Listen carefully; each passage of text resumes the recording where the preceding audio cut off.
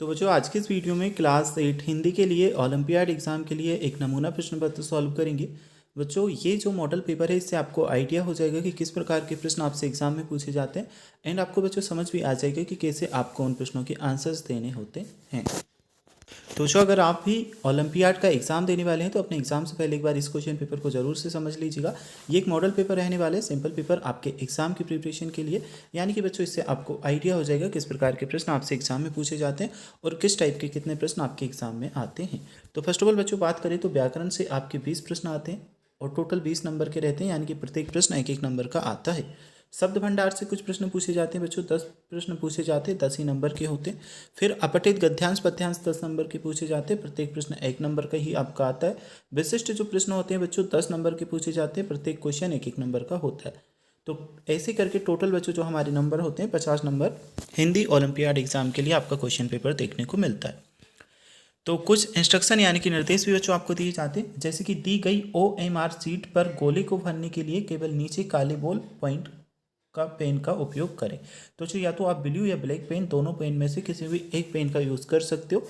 और जो डब्बे होते हैं, गोल डब्बे होते हैं, उन्हें बच्चों आपको कंप्लीट फिलअप करना होता है।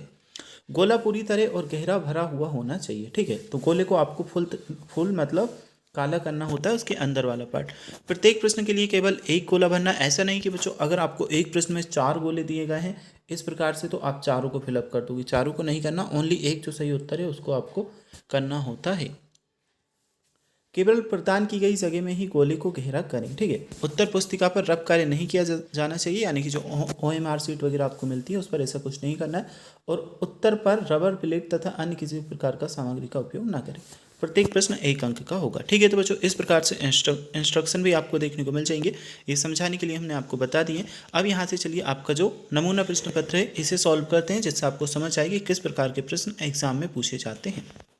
तो जो सही उत्तर को चुने, उत्तर पत्रिका में सही गोले को भरे। व्याकरण से हमारे प्रश्न पूछे गए हैं। पहले प्रश्न में दिया है रामदीन धीरे धीरे जा रहा था, वाक्य में धीरे धीरे कौन सा अव्यय है। तो बच्चों अव्यय हमें बताना है, 4 ऑप्शन हमारे सामने है, क्रिया विशेषण, संबंध बोधक, समुच्चय बोधक और निपात। सही उत्तर की अगर हम बात करें तो बच्चों आ वाला ऑप्शन क्रिया विशेषण आपका है। नेक्स्ट हम देखते हैं अरे जरा इधर तो आ, वाक्य में कौन सा अव्यय है। ऑप्शन में बच्चों प्रश्नवाचक, परिमाणवाचक, विस्मयादि बोधक, कालवाचक। तो इसमें हमारा सही उत्तर रहेगा, देखिए कौन सा अव्यय है, अव्यय हमसे पूछा गया है, यानी कि सा वाला ऑप्शन विस्मयादि बोधक हमारा सही उत्तर आएगा। नेक्स्ट हम देख लेते हैं सबसे छोटी ध्वनि को कहते हैं वर्ण, शब्द, क्रिया या फिर वाक्य। तो बच्चों तीसरे नंबर के प्रश्न में आ जाएगा सबसे छोटी ध्वनि को हम वर्ण कहते हैं, आ वाला ऑप्शन सही आंसर है। संरचना का वर्ण विच्छेद होगा, ये जो संरचना दी है इसका वर्ण विच्छेद हमें बताना है। तो आवासादा 4 ऑप्शंस बच्चों हमें यहाँ पर दिए गए हैं। संरचना मतलब संरचना, तो जो वर्ड है इसका वर्ण विच्छेद क्या होगा, ठीक है। वर्ण विच्छेद में बच्चों आपका आ जाएगा 4th नंबर का जो आपका क्वेश्चन है, यानी कि बा वाला। चौथी नंबर के प्रश्न के लिए बा वाला ऑप्शन आपका सही उत्तर रहेगा। सा प्लस अम प्लस रा प्लस आ प्लस चा प्लस आ प्लस ना प्लस आ। 5वें नंबर का प्रश्न हम देखते हैं, हमें भारतीय होने पर क्या है, गर्व है, गर्व है, ग्रव है या गर्व। तो जो हमें भारतीय होने पर गर्व है, यानी कि आ वाला ऑप्शन 5वें नंबर के प्रश्न में आपका करेक्ट आंसर आएगा। कौन सा शब्द उपसर्ग रहित है, कहार, प्रहार, आहार या विहार। तो देखिए बच्चों उपसर्ग रहित जिसमें उपसर्ग ना हो, 6ठे नंबर के प्रश्न में आपसे पूछा गया है। तो जो कहार शब्द दिया है इसमें कुछ भी उपसर्ग नहीं है, बाकी प्रहार में हमारा प्रा उपसर्ग आ जाएगा, आहार में आ जाएगा, विहार में बी। तो उत्तर हमारा क्या आएगा बच्चों, उत्तर हमारा आएगा आ वाला ऑप्शन कहार। नेक्स्ट है दो स्वरों के मेल से जो विकार उत्पन्न होता है उसे क्या कहते हैं। तो बच्चों 7वें नंबर का जो प्रश्न है, दो स्वरों के मेल से जो विकार उत्पन्न होता है उसे क्या कहते हैं, 7वें नंबर के प्रश्न में हमें बताना है। उत्तर हमारा आ जाएगा स्वर संधि, आ ऑप्शन आपका करेक्ट रहेगा। नेक्स्ट है हिम प्लस अंशु, ये जोड़ करके क्या बनेगा। तो हिमांशु, हिमंशु, हिम अंशु और उपरोक्त सभी। 8वें नंबर के प्रश्न में बच्चों आपका आ वाला ऑप्शन हिमांशु सही रहेगा, हिम प्लस अंशु मिलकर के हिमांशु बनने वाला है। चलिए 9वें नंबर का प्रश्न देखेंगे, नय प्लस अन बराबर नयन में कौन सी संधि है। तो संधि हमें बतानी है, यण, दीर्घ, गुण या फिर अयादि। 9th नंबर की क्वेश्चन में बच्चों आपका द ऑप्शन अयादि संधि इसमें करेक्ट आंसर आएगा। दुरुपयोग में कौन सा अपसर्ग है। ऑप्शंस में हमें आवा सादा 4 ऑप्शंस दिए गए हैं। 10वें नंबर के प्रश्न में हमारा बा ऑप्शन दुहु सही आंसर आएगा। घटिया में कौन सा प्रत्यय प्रयोग हुआ है। तो बच्चों 4 ऑप्शंस हमें दिए हैं, आवा सादा, अब 11th नंबर का जो क्वेश्चन है इसमें हमें बताना है सही उत्तर। तो घटिया में हमारा ये जो है प्रत्यय यूज हुआ है, यानी कि बा ऑप्शन सही है। वाक्य की रचना के आधार पर कितने प्रकार होते हैं? 2, 3, 4 या फिर 5? तो बच्चों 12 नंबर की क्वेश्चन में बा वाला ऑप्शन हमारा 3 सही आंसर आएगा। अगला है जो समय बीत चुका है उसे कहते हैं। तो बच्चों जो बीत चुका है उसे तो हम कहते हैं क्या? भूतकाल कहते हैं, यानी कि आ वाला ऑप्शन भूतकाल सही आंसर आएगा। अगला हम देख लेते हैं अभिकारी किसे कहते हैं? संज्ञा, सर्वनाम, क्रिया या फिर अव्यय? तो 14वें नंबर के प्रश्न में द ऑप्शन अव्यय को अभिकारी कहते हैं, यानी कि द ऑप्शन करेक्ट आंसर है। मोहन कोलकाता में रहता है जिसमें रेखांकित शब्द है, क्या सर्वनाम, शब्द, संज्ञा या फिर पदबंध? तो बच्चों 15वें नंबर का जो प्रश्न है इसमें हमारा ऑप्शन सा संज्ञा करेक्ट आंसर है। अगला हम देखेंगे वाक्य का अनिवार्य अंग है, क्या काल, संज्ञा, सर्वनाम या फिर क्रिया? तो 16वें नंबर के प्रश्न में द ऑप्शन वाक्य का जो अनिवार्य अंग है वह क्रिया है, यानी कि द वाला ऑप्शन हमारा करेक्ट आंसर है। यह छात्र बुद्धिमान है, इसमें विशेषण है। तो बच्चों विशेषण क्या होगा? छात्र है लेकिन बुद्धिमान है, तो विशेषण हमारा क्या हुआ? विशेषण हमारा हुआ बुद्धिमान, यानी कि 17वें का बा वाला ऑप्शन हमारा करेक्ट आंसर इसमें आएगा। चलिए बच्चों इसके बाद में 18वें नंबर का प्रश्न देखते हैं। इसमें हमसे पूछा है पहलवान 4 किलो दूध पीता है, इसमें रेखांकित शब्द है।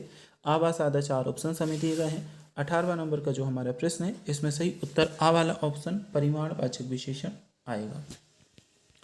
मोहन ही जा रहा है, वाक्य में निपात है, क्या जा रहा मोहन ही? तो 19वें नंबर का जो प्रश्न है इसमें हमारा द ऑप्शन करेक्ट है, ही निपात है। शोक बोधक शब्द हमें बताना है, तो शोक बोधक शब्द में हमारा आ जाएगा क्या? हे राम, यानी कि द वाला ऑप्शन। चलिए इसके बाद में शब्द भंडार से आपके प्रश्न आ जाते हैं। 21वें नंबर का प्रश्न है अतिथि का अनेकार्थक शब्द है, अन्य, मेहमान, आगंतुक या फिर देव? अब बच्चों अतिथि का हमारा बा वाला ऑप्शन मेहमान करेक्ट आंसर आ जाएगा, यह अनेकार्थक शब्द है। अरुण का पर्यायवाची क्या होगा? प्रातःकाल, कुक्कुट, सूर्य या फिर कमल? तो 22वें नंबर का जो प्रश्न है इसमें हमारा आ जाएगा सा वाला ऑप्शन, यानी कि सूर्य। अगला हमारा है जिसको जीता ना जा सके वाक्य के लिए एक शब्द क्या होगा? तो जिसको जीता ना जा सके इसके लिए हमारा होगा अजय। ठीक है। विहंग किस शब्द का पर्यायवाची है? ऑप्शन में सर्प, पक्षी, हाथी और घोड़ा दिया है। क्वेश्चन नंबर 24 के लिए ऑप्शन व पक्षी हमारा सही उत्तर है।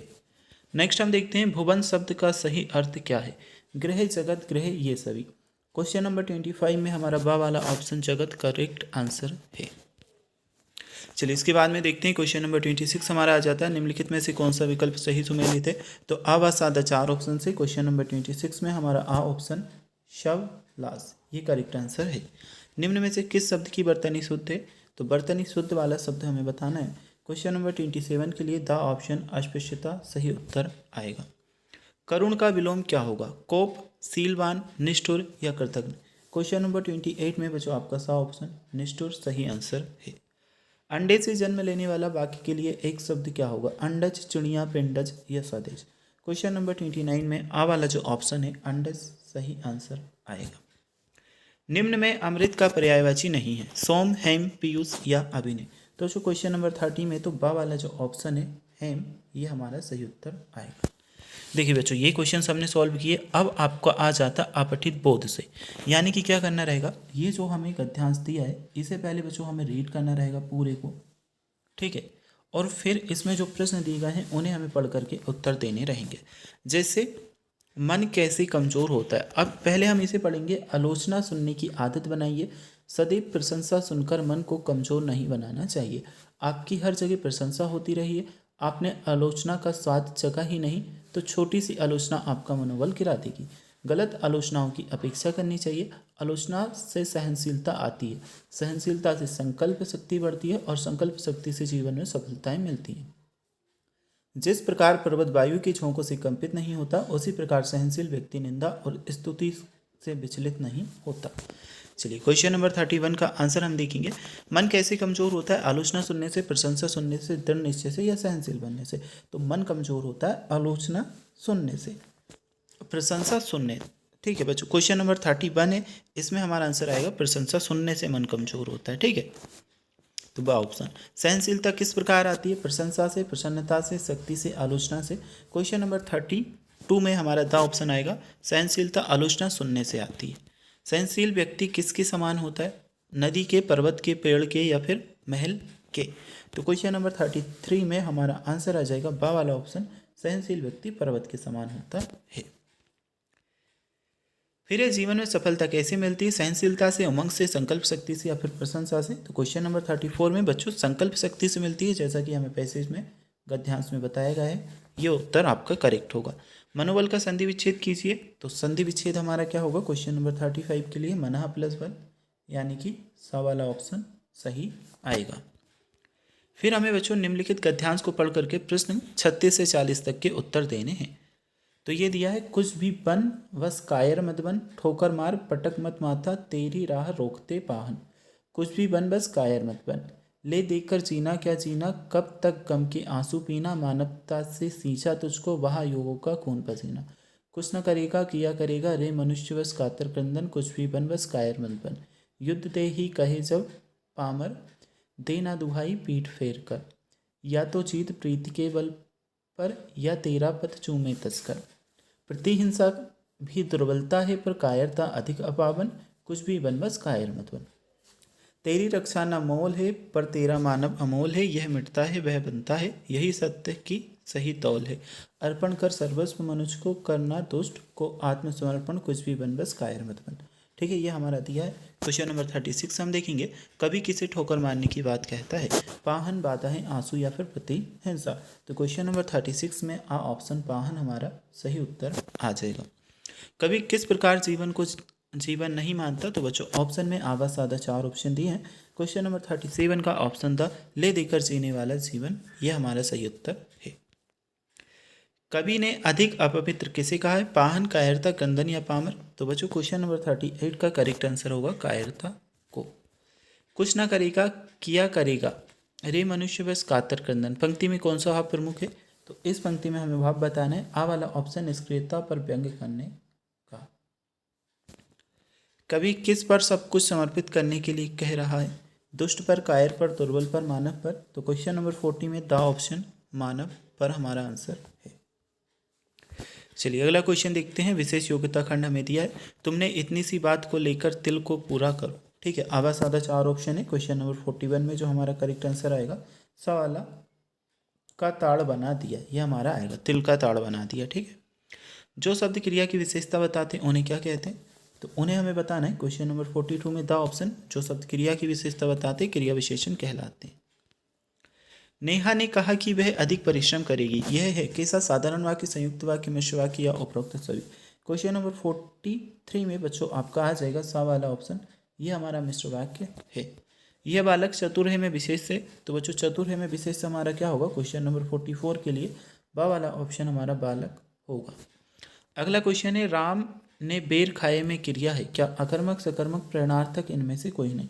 क्वेश्चन नंबर 45 का बा वाला ऑप्शन सकर्मक उत्तर आएगा।